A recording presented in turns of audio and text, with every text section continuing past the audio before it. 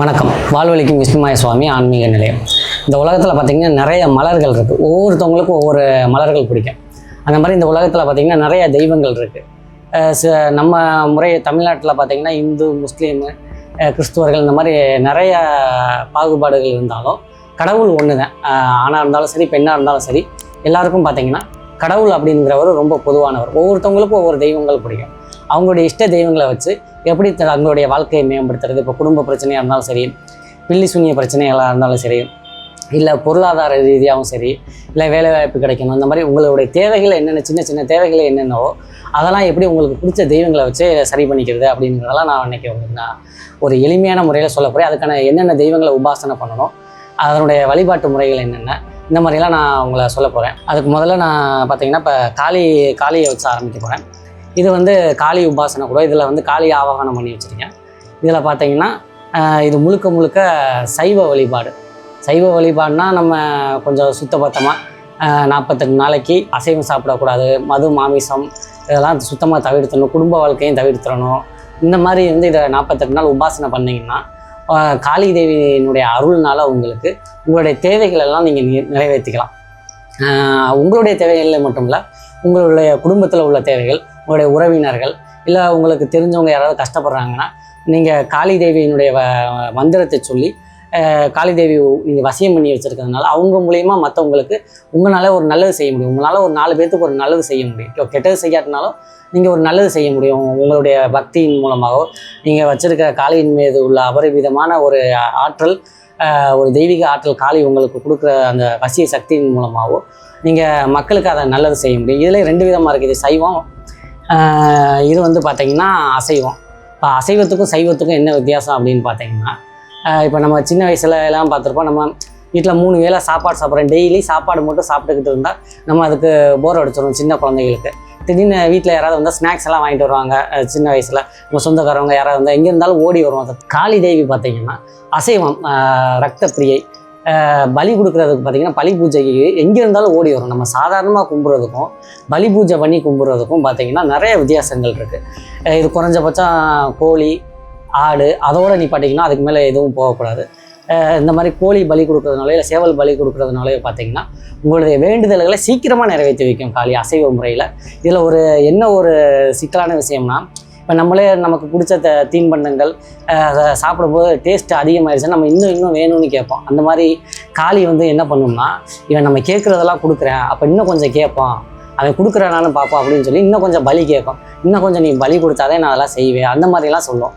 அந்த மாதிரி சொல்லிச்சுன்னா அதுக்கு ஏற்ற மாதிரி நீங்கள் என்ன பண்ணணும்னா, இன்னும் கொஞ்சம் பலி உங்களுக்கு உங்கள் தகுதிக்கு ஏற்ற மாதிரி, உங்கள் குடும்ப சூழ்நிலைக்கு ஏற்ற மாதிரி, உங்களுக்கு இருக்க அந்த பண வல்லமைக்கு ஏற்ற மாதிரி, நீங்கள் உங்கள் சக்திக்கு தகுந்த மாதிரி நீங்கள் படையல் போட்டு உங்களை குறைஞ்சபட்சம் அவல் பொரிகடலை இல்லை ஒரு சேவலோடு நிப்பாட்டிக்கலாம். இல்லை அதுக்கு மேலே பண வசதி உள்ளவங்க தாராளமாக ஆடு, கோழி இந்த மாதிரி வாங்கி நீங்கள் பலி கொடுக்கலாம். டெய்லியும் கொடுக்கலாம். டெய்லி கொடுக்க முடியாட்டினாலும் வாரத்துக்கு ஒரு தடவை, அப்படி இல்லாட்டினா மாதத்துக்கு ஒரு தடவை, அமாவாசை, பௌர்ணமி அந்த மாதிரி நாட்களில் மட்டும் காளி தேவிக்கு நீங்கள் பலி பூஜை பண்ணி வழிபாடு பண்ணுறதுனால பார்த்திங்கன்னா உங்களுக்கு எதிரி தொல்லைகள் அப்படிங்கிறதே இருக்கவே இருக்காது. எப்பேற்பட்ட எதிரிகளாக இருந்தாலும் உங்களுக்கு கெட்டது செய்யணும் அப்படின்ற நோக்கத்தோடு உங்கள்கிட்ட பழகினாலும் அது அவங்களுக்குதே அவங்களே திருப்பி அடிச்சிடும். உங்களை யாராவது ஏமாற்றிட்டு போயிருந்தாலோ, இல்லை உங்கள்கிட்ட பணத்தை வாங்கிட்டு திருப்பி தரேன்னு சொல்லி ஏமாற்றிருந்தாலோ அவங்களே திருப்பி அடிச்சிடும் காளி. உங்களை ஏமாற்றணும்னு நினச்சா அவங்கள்ட்ட காசு பணத்தை வாங்கி ஏமாற்றிட்டு போய் அவங்க மாட மாளிகை கட்டி பெரிய கோடி சொன்னால் வளர்ந்துட போகிறதில்ல. அவங்களோட இயலாமைக்காக வாங்கி உங்களை ஏமாற்றிருப்பாங்க. ஆனால் அது உங்களை தெரிஞ்சே ஏமாற்றிருந்தாங்க, நீங்கள் ரொம்ப நல்லவங்களாக இருப்பீங்க, உங்கள்கிட்ட திருப்பி தரேன்னு சொல்லி ஏதோ ஆஸ்பத்திரி செலவு அது இதுன்னு சொல்லி வாங்கி ஏமாற்றிட்டு நீங்கள் போய் கேட்டால் உங்களை அலைய விடுவாங்க. அந்த மாதிரிலாம் பண்ணாங்கன்னா கொடுத்த காசை திருப்பி தரலைனாலும் காளியின் மூலமாக அவங்கள காளி தேவியே போய் தண்டனை கொடுக்கும். உங்களுக்கு யாராவது ஒரு சின்ன உங்கள் உடம்புல கீறல் விழுந்தாலும் அதுக்கு யார் காரணமோ அவங்களுக்கு காளி தண்டனை கொடுக்கும். ஏன்னா பலி பூஜை பண்ணுற முறையில் நீங்கள் காளியை வழிபாடு பண்ணிங்கன்னா உங்களுக்கு உடம்புல ஒரு சின்ன கீறல் கூட விழுந்தாலும் அதனோட எதிரிக்கு அதனுடைய பாதிப்பு பார்த்திங்கன்னா பயங்கரமாக பல மடங்கு அதிகமாக இருக்கும். பொருளாதார ரீதியாகவும் சரி, குடும்பத்துலேயும் சரி நிறைய அடி விழும். அந்த மாதிரி காளி உங்களுக்கு உற்ற துணையாக இருந்து உங்களுக்கு துணையாக இருந்து எல்லா வகையிலும் பொருளாதார ரீதியாகவும் சரி, மாந்திரிக ரீதியாக ஏதாவது பிரச்சனைகள் இருந்தாலும் சரி, இல்லை பில்லி சுனிய ஏவல் பிரச்சனையாக இருந்தாலும் சரி, இல்லை வீட்டில் குழந்தைகள் சொல் பேச்சு கேட்கல, இல்லை கணவன் மனைவிக்குள்ளே சண்டை, இந்த மாதிரி மனக்கசப்புகளை எல்லாம் நீக்கி உங்களுக்கு ஒரு நிம்மதியான வாழ்க்கையை கொடுக்கும். அது மட்டும் இல்லை, இதை வச்சு நீங்கள் ஆன்மீக ரீதியாகவும் நீங்கள் முன்னேறலாம். ஆன்மீகத்தில் நீங்கள் பெரிய சித்தர்களை அடைகிறதுக்கோ, இல்லை உங்களுக்கு நிறைய சக்திகள் வேணுமாலும் இந்த காளி தேவியினுடைய உபன்யாசம் பண்ணுறதன் மூலமாக நீங்களும் ஒரு நல்ல ஒரு தெய்வீக நிலை அடைஞ்சு உங்களுடைய ஆத்மாவை மேம்படுத்திக்கலாம். ஒரு பெரிய மகான் போல் நீங்கள் வாழலாம் அந்த உலகத்தில். அந்த அளவிற்கு ஒரு அற்புதமான ஒரு தெய்வ சக்தி இருந்தது. இது வந்து பார்த்திங்கன்னா ஒரு வைரக்கல்லுக்கு நிகரானது இந்த காளி உபாசனா கொடுவேன். இதை வச்சு உங்களுடைய ஆத்மாவை நீங்கள் மென்மேலும் மெருகேற்றி கொண்டு ஒரு வைரக்கல்லை எப்படி ஜொலிக்குமோ அந்த மாதிரி உங்களுடைய வாழ்க்கையை நீங்கள் ஜொலிக்க வச்சுக்கலாம். இது சைவ முறையில் கும்பிட்றது பார்த்திங்கன்னா குறைஞ்சபட்சம் அவல் பொறிகொள்ள தேங்காய் வாழைப்பழம் இந்த மாதிரி வச்சு மட்டுமே நீங்கள் வழிபாடு பண்ணிக்கலாம். இது மாதிரி வழிபாடு பண்ணுறதுனால பார்த்திங்கன்னா கொஞ்சம் ஸ்லோவாக தான் வரும் காளி. ஆனால் ஸ்லோவாக பண்ணாலும் யாருமே அசைக்க முடியாத அளவுக்கு உங்களுக்கு எல்லா காரியங்களையும் உங்களுக்கு செஞ்சு கொடுக்கும். இந்த காளி தேவி வழிபாடு பண்ணுறதுல இதுக்கு அசைவமாக பண்ணிங்கன்னா பார்த்திங்கன்னா பலி கொடுக்கணும்.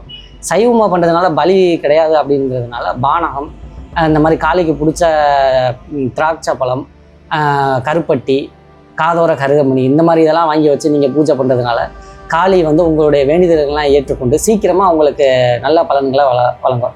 பொதுவாக பார்த்திங்கன்னா காளியம்மன் கோயிலுக்கு போகிறாந்தாலே பெண்கள் எல்லாரும் பார்த்திங்கன்னா சிகப்பு நிற உடையை அணிஞ்சுக்குங்க.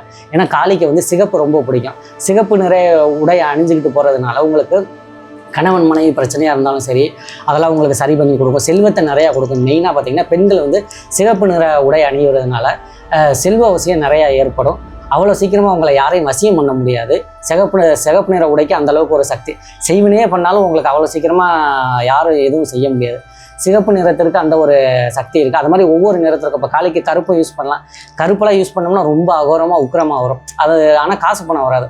அதனால் பெண்கள் ஏதாவது கோயிலுக்கு போகும்போது பார்த்திங்கன்னா பெரும்பாலும் சிகப்பு நிற உடையை அணிஞ்சு காளி அம்மன் கோயிலுக்காக இருந்தாலும் சரி, பெண் தெய்வங்கள் கோயில் எந்த கோயிலுக்காக இருந்தாலும் சிகப்பு நிற உடையை அணிஞ்சு போகிறது ரொம்ப நல்ல பலனளிக்கும்.